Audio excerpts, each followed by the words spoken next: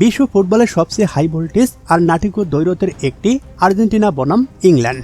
মাঠের খেলা ছাড়িয়ে এই দুই দেশের লড়াইয়ে জড়িয়ে আছে রাজনৈতিক ইতিহাস এবং দিয়েগো ম্যারাডোনার সেই হ্যান্ড অফ গড। কিন্তু আপনি কি জানেন মুখোমুখি পরিসংখ্যানে আসলে কোন দল এগিয়ে, ম্যারাডোনা মেসিদের আর্জেন্টিনা নাকি হারিকেনদের ইংল্যান্ড? এবার ইতিহাসের পাতাটা উল্টানো যাক। এই দুই পরাশক্তি আন্তর্জাতিক ফুটবলে এ পর্যন্ত মোট 15 বার মুখোমুখি হয়েছে। আর এখানেই লুকিয়ে আছে আসল চমক। অনেকেই মনে করেন আর্জেন্টিনা হয়তো একচাটিয়ে এগিয়ে, কিন্তু পরিসংখ্যান বলছে লড়াইটা হয়েছে একেবারে কাটায় কাটায়। 15টি আন্তর্জাতিক ম্যাচের মধ্যে ইংল্যান্ড জিতেছে 6টিতে, আর্জেন্টিনা জিতেছে 5টিতে, আর বাকি 4টি হয়েছে ড্র। অর্থাৎ জয় পরাজয়ের দিক থেকে মাত্র একটি ম্যাচ বেশি জিতে সামান্য ব্যবধানে এগিয়ে আছে থ্রি লায়ন বা ইংল্যান্ড। তবে গল্পটা এখানেই শেষ নয়, আসল রোমাঞ্চ তো ছড়ায় বিশ্বকাপের মঞ্চে।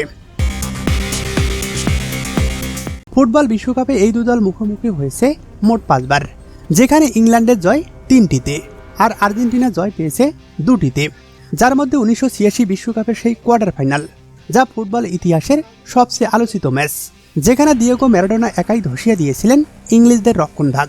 আর 1998 সালের বিশ্বকাপে মাইকেল ওয়েনের সেই অবিশ্বাস্য গোল, কিংবা 2002 সালের ডেভিড বেকহামের প্লান্টি থেকে নেওয়া প্রতিশোধ, প্রতিটি ম্যাচেই ছিল রূপকথার মতো।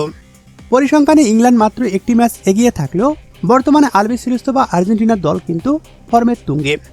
তো দর্শক, আপনার কি মনে হয়, বর্তমান আর্জেন্টিনা দলের সামনে কি ইংল্যান্ড টিকতে পারবে, নাকি ইংল্যান্ড তাদের আধিপত্য ধরে রাখবে? জানিয়ে দিন আপনার মূল্যবান মতামত।